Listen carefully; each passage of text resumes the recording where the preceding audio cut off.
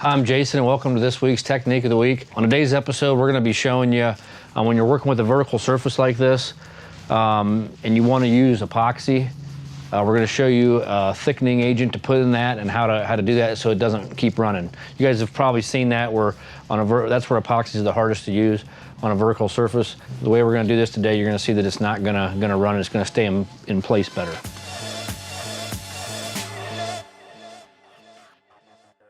All right, so to achieve this, we're going to use a product called Cabosil.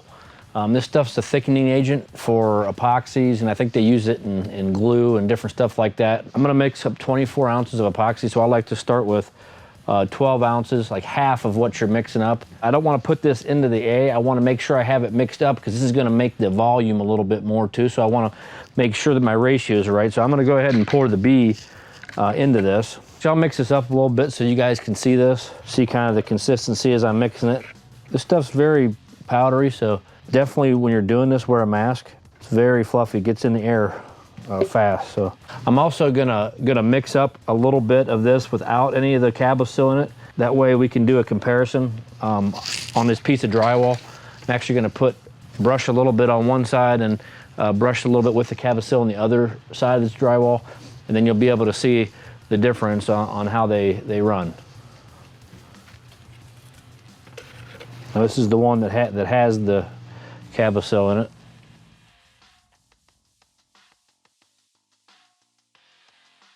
As you can see, these two, it's no comparison how this, over here it's already running, down the piece of drywall. This here is hanging pretty good on there without moving.